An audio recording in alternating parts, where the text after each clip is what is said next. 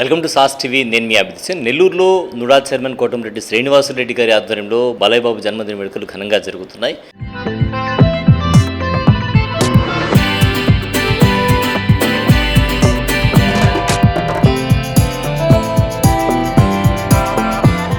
కింద అయితే బాలయ్య జై బాలయ్య నినాదాలతో మారుమోగిపోతుంది. అందువల్ల మనం పైన ఉన్నాం. మనతో పాటు కోటంరెడ్డి సంధ్య గారు ఉన్నారు. కోటంరెడ్డి శ్రీనివాసరెడ్డి గారి సతీమణి. వారితో కాసేపు ముచ్చటిద్దాం.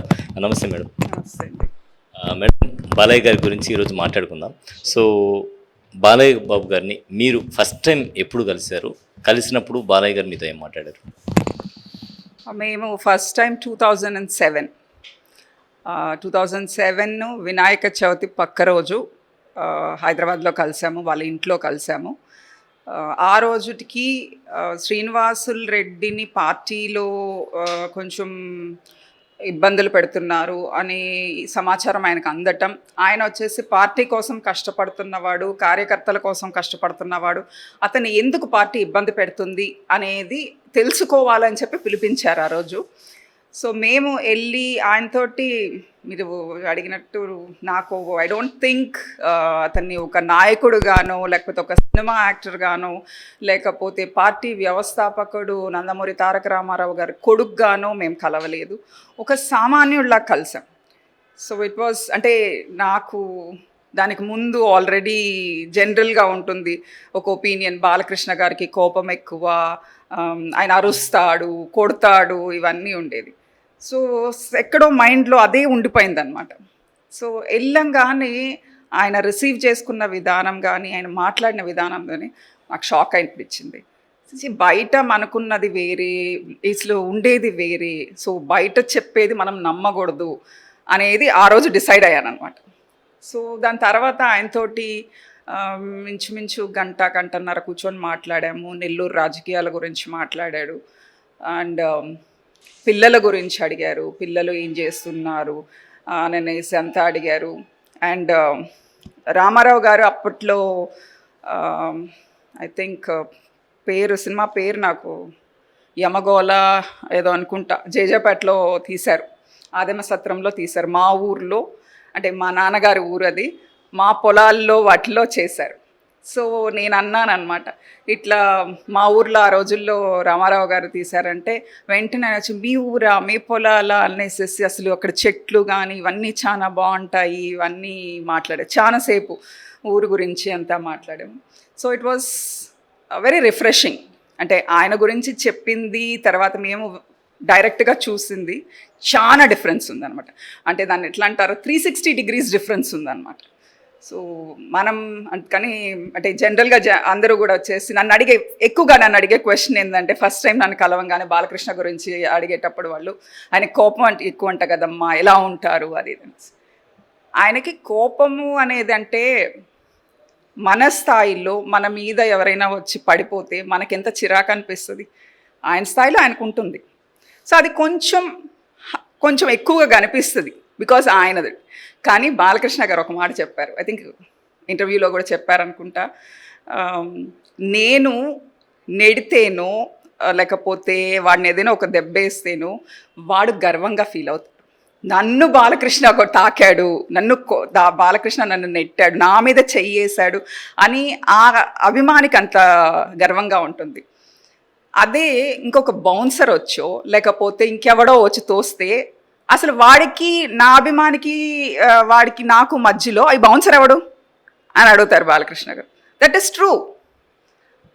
అభిమానించే వ్యక్తితో వస్తే అది వేరేగా ఉంటుంది, బౌన్సర్ తీసుకోరు. బికాజ్ వాడు వచ్చేసి గర్వంగా ఫీల్ అవుతాడు, అబ్బా నన్ను ఇక్కడ తాకారు అని చెప్పనేసేసి 100 మందికి చెప్పుకుంటాడు.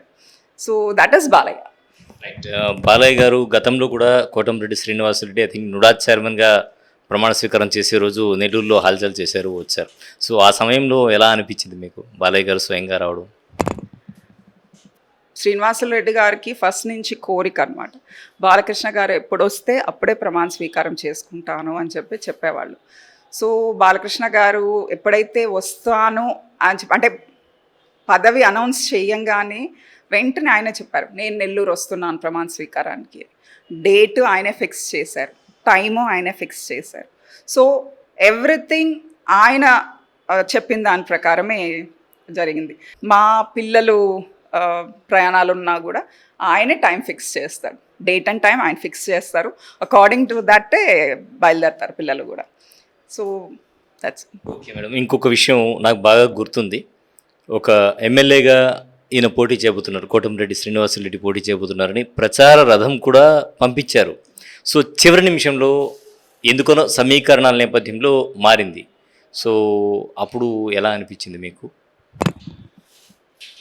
అంటే ఫుల్ హోప్ తోటి ఉన్నప్పుడు డిసప్పాయింట్మెంట్ అనేది చాలా హార్ష్గా ఉంటుంది. లేదండి, లేదు, అది టూ మచ్ డ్యామేజ్ అయిపోయేసరికి సేల్ చేయాల్సి వచ్చింది. బట్ అది కూడా ఆయనకి చెప్పే చేసాము. బికాజ్ లాట్ ఆఫ్ టైం అయిపోయిన తర్వాత ఏ వెహికల్ అయినా సరే నిలవదు కదా. సో మళ్ళీ ఫ్యూచర్లో ఆశిస్తున్నాము, హోప్ఫుల్లీ నెక్స్ట్ టైం ఆయన పోటీ చేసేటప్పుడు మళ్ళీ ఇంకొక వెహికల్ ఇస్తానని చెప్పారు. నేను ఆల్రెడీ పాలిటిక్స్లో ఉన్నానండి. బికాజ్ 2005లో నేను కార్పొరేటర్ని. ఫస్ట్ కార్పొరేషన్గా ఏర్పడిన తర్వాత ఫామ్ అయిన ఎలక్షన్స్లో నేను అప్పట్లో 12వ డివిజన్, అది ఇప్పుడు అది 14వ డివిజన్కి వచ్చింది. ఆ డివిజన్లో నేను కార్పొరేటర్ అప్పుడు. సో నాకు ఇప్పుడు మీరు కంటెస్ట్ చేసేదాని సంగతి చెప్తే, ఒకవేళ గనక పార్టీ ఆదేశిస్తే డెఫినెట్గా చేస్తాను. మేడం, బాలకృష్ణ గారి విషయం తీసుకుంటే, బాలయ్య గారి సినిమాలు మీకు బాగా నచ్చిన సినిమా? అంటే ఒకటని చెప్పలేమండి, చాలా ఉన్నాయి. నన్ను అడిగారు అనుకోండి, శ్రీరామరాజ్యం చాలా బాగుంటుంది బాలయ్య గారి, అట్లా మీకు ఇష్టమైనటువంటి సినిమాలు?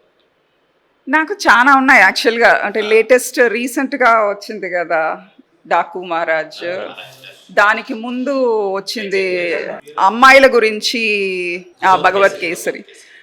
నాకు అది బాగా నచ్చింది. బికాజ్ యాజ్ ఐ సెడ్, నేను మహిళా పక్షపాతిని. సో మహిళల మీద ఈరోజు జరిగే అరాచకాలు కానివ్వండి, అరాచకాల కన్నా కూడా ఏంటంటే అణిచివేయటం అని చెప్పంటాను. అరాచకాలు జరగాలి అని అంటే మహిళలు అణిచివేశారు కాబట్టే అరాచకాలు జరుగుతున్నాయి అనేది నా personal opinion. Because women are not, అదేదో చెప్తారు కదా తెలుగులో, అబలలు అదేదో చెప్తారు, అదైతే కాదు. సొసైటీ వాళ్ళని అలా చేసింది, వీక్గా చేసింది. My personal opinion is women are very much stronger than men in every way. Maybe physically కాకపోవచ్చేమో, బట్ మెంటలీ కానివ్వండి, మల్టీ టాస్కింగ్లో కానివ్వండి, అన్నిట్లో మహిళలు ఆర్ వెరీ స్ట్రాంగ్. సో నేను ఆ మహిళలకి సపోర్ట్ కాబట్టి, and me being a women and I having a daughter, I'll definitely support women. And అందుకోసం నాకు ఆ మూవీ ఇష్టం. దాంట్లో బాలకృష్ణ గారు అమ్మాయిలు వాళ్ళని వాళ్ళు ఎలా సేఫ్ గార్డ్ చేసుకోవాలా, ఎలా ఎవరికి తల వంచకుండా ఎలా ఉండాలా అనేది అంటే చెప్పారు. So I like the movie so much. Right, Sandhya గారు, బాలయ్య బాబుని మీరు ఒక రాజకీయ నాయకుడిగా చూడడానికి ఇష్టపడతారా, లేకపోతే ఒక హీరోగా చూడడానికి ఇష్టపడతారా? రెండూ కాదు, జస్ట్ అ పర్సన్గా he is very jovial, very sensitive and బాగా కలుపుగోలుగా ఉంటారు అందరితోటి. అది మనం ఫస్ట్ టైం పరిచయం చేశాము అని అన్నాక పేర్లు గుర్తుపెట్టుకొని, ఎప్పుడు తర్వాత ఎప్పుడో ఎన్నో రోజుల తర్వాత వచ్చిన తర్వాత కూడా ఆ పేరు పెట్టి ఆ వ్యక్తిని పిలిస్తే ఆ వ్యక్తికి ఎంత ఆనందంగా ఉంటుంది. సో అది ఉంది ఆయన. ఎప్పుడో ఒకసారి పరిచయం చేశాము, వీళ్ళు పలానా అని చెప్పనేసి వాళ్ళని ఇప్పటికీ గుర్తుపెట్టుకొని పేరు పెట్టి పిలిచి, బాగున్నావా, మీ ఇంట్లో వాళ్ళు బాగున్నారా, ఇవన్నీ అడుగుతారు. అడిగినప్పుడు ఆ మనిషికి ఎలా ఉంటుందంటే, బాలకృష్ణ ఎంతటి మనిషి నన్ను అడిగాడు, నా కుటుంబం గురించి అడిగాడని చాలా హ్యాపీగా ఫీల్ అవుతారు. అలాగే బాలయ్య గారి సినిమాలు ఎక్కువసార్లు చూసిన సినిమా విషయానికి వస్తే? గుర్తులేండి, అప్పుడెప్పుడో చిన్నప్పుడు ముద్దుల మావయ్య గారు చూశాను ఛాన్సార్లు. అంటే హాలిడేస్లో డివిడీలు అవేదో విసిడీలు ఉండేటివి కదా, అప్పుడు అది కంటిన్యూస్గా చూసామన్నమాట. సో అప్పుడు చూసాము. దాని తర్వాత రీసెంట్ టైమ్స్లో ఏది చూడలేదు. సో నేను యూజువల్గా మూవీస్కి వెళ్ళటం మానేశాను. వెళ్ళేది బాలకృష్ణ గారి మూవీకి ఒక్కటే, అది కూడా రివ్యూ చెప్పేదానికోసం వెళ్తాను. Okay, fine madam. అయితే కోటమిరెడ్డి శ్రీనివాసులరెడ్డి గారిలో మీకు బాగా ఇష్టమైనటువంటి లక్షణం ఏమైనా ఉందా? గుర్తుపెట్టుకుంటాడు, మనుషుల్ని గుర్తుపెట్టుకుంటాడు. శ్రీనివాస్ రెడ్డి గారు. ఎప్పుడో తన కాలేజ్ డేస్లో ఉన్న వాళ్ళు ఈరోజు వచ్చినా కూడా నీ పేరు పలానా, నువ్వు పలానా ఊరు, నీ ఇంటి పక్కన వీళ్ళు ఉండేవాళ్ళు, మీ అమ్మ నేను మీ ఇంటికి వస్తే పలానా కూర చేసి పెట్టారు, ఇవన్నీ గుర్తుపెట్టుకొని చెప్తారు. రీసెంట్ టైమ్స్లో పేర్లు గుర్తుకు రాకపోవచ్చేమో కానీ పాత వాళ్ళని మాత్రం బాగా గుర్తుపెట్టుకుంటారు. బికాజ్ ఒక్కసారి చూసినా బాగా గుర్తుపెట్టుకొని వాళ్ళని అడుగుతాడనమాట. వాళ్ళ ఇంట్లో వాళ్ళందరినీ అడుగుతారు, మీ ఫ్రెండ్ అనో లేకపోతే మీ కజిన్ అనో పలానా ఊరు కదా, వాళ్ళు ఎక్కడుండారు, ఇప్పుడు ఏం చేస్తున్నారు, వాళ్ళ పిల్లలు ఏం చేస్తున్నారు, ఇవన్నీ అడుగుతారు. ఎందుకంటే ఇది అందరికీ రాదు, అది గుర్తుపెట్టుకోవటం. ఎందుకంటే లైఫ్లో ఎంతో మందిని కలుస్తుంటాం. సో అంటే maybe one of the reasons ఇది, ప్రతి ఒక్కడిని తమ్ముడు అని చెప్పి పిలవటము, ఇది అంటే పర్సనల్ ర్యాపో ఉంటుంది వాళ్ళందరితో. సో అందుకోసమని I think that is the best టైంలో. వర్స్ట్ అని చెప్పాలంటే చాలా ఉంటాయి. అది కూడా ఒకటి చెప్పేయండి, మీకు సీనయ్య గారిలో మీకు నచ్చని లక్షణం. నచ్చని లక్షణం అనేం కాదు, బట్ అది సిచ్యువేషన్ని బట్టి, ఆయన ఉండేదాన్ని బట్టి పిల్లలతో ఎక్కువ టైం స్పెండ్ చేయలేకపోయారు. That is the only regret. Aggressive ఏం లేదండి, ఏం లేదు. అంటే ఎవరితో కూడా అగ్రెసివ్ ఉంటుంది. అంటే అగ్రెసివ్ ఇస్ తను అనుకున్న, అంటే అన్యాయం జరుగుతుంది అనే దాని మీద అగ్రెసివ్గా వెళ్తారు. అది డెఫినెట్గా ఉండాలి, ఒక లీడర్కి ఉండాల్సిన లక్షణం అది. తను కార్యకర్తలకు కానీ ప్రజలకు కానీ ఎక్కడైనా అన్యాయం జరుగుతుందంటే దాని మీద అగ్రెసివ్గా వెళ్ళాలి. ఇక్కడే ఒక చిన్న మాట మేడం, అంటే గతంలో తెలుగుదేశం పార్టీ కష్టకాలంలో కోటంరెడ్డి శ్రీనివాసులరెడ్డి పార్టీకి అండగా ఉన్నారు. సో ఆ టైంలో అగ్రెసివ్గా చాలాసార్లు ప్రవర్తించడం, అటు ప్రతిపక్షాల నుంచి కూడా కొన్ని ఇబ్బందులు ఎదుర్కొన్నారు. సో అటువంటి టైంలో ఏమైనా అనిపించిందా మీకు, ఎందుకు మనకు రాజకీయాలని? లేదండి, బికాజ్ ఐ థింక్ మాకు పెళ్ళైన కొత్తల్లో ఎందుకు అనవసరం అని అనిపించేదేమో కానీ లేటర్ ఇయర్స్లో వచ్చేసేసి తను ఒకదాన్ని నమ్ముకున్నారు, ఆ నమ్ముకున్న దాని మీద తను ఫైట్ చేస్తున్నారు. సో అందరికీ చాలా రిగ్రెట్స్ ఉంటాయి లైఫ్లో, నేను అది చేయాలనుకున్నాను చేయలేకపోయాను అనేది రిగ్రెట్స్ చాలా ఉంటాయి. I don't want him to have that regret. So డెఫినెట్గా అది ఇప్పుడు అనిపించలేదు. ఏ జరిగితే జరగని చూసుకుందాం, రెడీ ఫర్ ఎనీథింగ్. పార్టీ అని కాదు, కార్యకర్తల కోసం, ప్రజల కోసం, everything, ready for everything. So that ఆ విషయంలో మాత్రం ఎక్కడ వద్దు అని అయితే ఎప్పుడు అనుకోలేదు. తను ఏది ఫేస్ చేయాలన్నా రెడీగా ఉండా నేను సపోర్ట్ చేస్తాను. అలాగే మేడం, మీ బాబు ప్రజయసేనారెడ్డి వివాహానికి బాలకృష్ణ రావడం, దీన్ని ఎలా తీసుకుంటారు, ఎలా ఫీల్ అయ్యారు అప్పుడు? అంటే ఇందాక శ్రీనివాసరెడ్డి గారు చెప్పారు, ఆయనకి నెల్లూరుకి రిసెప్షన్కి వస్తే బాగుంటుందని శ్రీనివాసరెడ్డి గారి కోరిక, పెళ్ళికి రావాలని మా బాబుకి కోరిక. ఎందుకంటే ఆయన దీవించేది కూడా ఆ మంత్రాలతోటి దీవిస్తారు ఇవన్నీ. సో తాలిబొట్టు కూడా ఆయనే ఇవ్వాలా అని వాడు చాలా ఇదిగా ఉన్నాడు అనమాట. వాళ్ళిద్దరిలో అది జరుగుతూ ఉండింది అనమాట, ఫాదర్ అండ్ సన్లో ఎవరు నెగ్గుతారు అనేది జరుగుతూ ఉండింది. మాకు లాస్ట్ మినిట్ వరకు, ముందు రోజు వరకు మాకు బాలకృష్ణ గారు కూడా చెప్పలేదు దేనికి వస్తున్నాను అనేది, చెప్పలేదు అనమాట. So all of a sudden నేను పెళ్ళికి వస్తున్నాను అన్నారు. సో శ్రీనివాసరెడ్డి గారు కొంచెం డిసప్పాయింట్ అయ్యారు, తన కోరిక నెగ్గలేదు, నెల్లూరుకి రావట్లేదు అని చెప్పనేసి.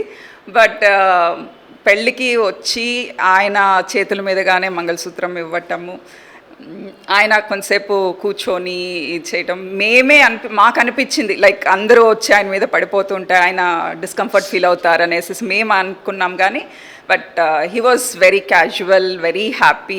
అందరితోటి మా బంధువులతోటి కానీ అందరితోటి మాట్లాడటము, సో పిల్లల్ని బ్లెస్ చేయటము, ఇవన్నీ కూడా అంటే ఇందాక మీరు అడిగినట్టు ఒక పాలిటిషియన్ గానో ఒక సినిమా యాక్టర్ గానో కాకుండా మా కుటుంబ సభ్యుడుగా వచ్చి మా పిల్లల్ని దీవించడం, ఇట్స్ వెరీ హ్యాపీ.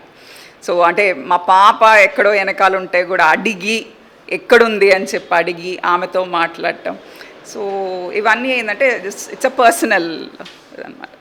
చివరిగా బాలయ్య అభిమానులకు, కోటంరెడ్డి సేనన్న ఫాలోవర్స్కు, అందరూ సేనన్న చూస్తారు కాబట్టి సేనన్న ఫాలోవర్స్కు మీరు ఇచ్చే సందేశం? ఈరోజు నందమూరి బాలకృష్ణ గారి జన్మదిన సందర్భంగా ఆయనని జస్ట్ కేక్ కట్ చేసో లేకపోతే అన్నదానాలు చేసో లేకపోతే అన్నదానాలు జనరల్గా చేయటము లాంటివి కాకుండా మీ వంతుగా 10 మందికి మీ స్థాయికి తగ్గట్టు ఒక్కరికైనా సరే ఉపయోగపడగలిగితే, పబ్లిసిటీ కోసం కాదు, పర్సనల్గా మీరు ఉపయోగపడగలిగితే that is more wishing him a birthday. నేను చెప్తున్నానని వేసేసి అంటే నేను మాటలు చెప్పేస్తున్నాననేది కాకుండా నా వంతుగా నేను AC Nagar MSM municipal high స్కూల్ని నేను అడాప్ట్ చేసుకున్నాను. అది బాలకృష్ణ గారి పేరు మీదే, బాలకృష్ణ సేవా సమితి అనే దీని పేరు మీద అడాప్ట్ చేసుకున్నాను. ఇప్పటికీ స్కూల్కి అరౌండ్ 11 lakhs తోటి లోపల ఫిల్లింగ్ వర్క్స్ అవన్నీ చేశాము. 1.5 lakh తోటి స్పోర్ట్స్ ఎక్విప్మెంట్ ఇచ్చాము. ఇంకా వచ్చేసేసి మొన్న 500 marks అబౌవ్ 10th క్లాస్లో వచ్చిన పిల్లలకి జస్ట్ ఒక ఎంకరేజ్మెంట్గా ఒక స్మాల్ గిఫ్ట్స్ లాగా ఇచ్చాము, మానిటరీ గిఫ్ట్స్ ఇచ్చాము. సో నేను I'm doing what I preach. So మీరందరూ కూడా చేయాలని మనస్ఫూర్తిగా కోరుకుంటూ సాస్ టీవీ తరపున బాలకృష్ణ గారికి once again a very happy birthday to you sir. May you have many more happy birthdays like this. Thank you so much. Thank you madam. ఇది కోటంరెడ్డి సంధ్య గారితో exclusive interview. Cameraman మహేష్తో హుసేన్, సాస్ టీవీ, నెల్లూరు.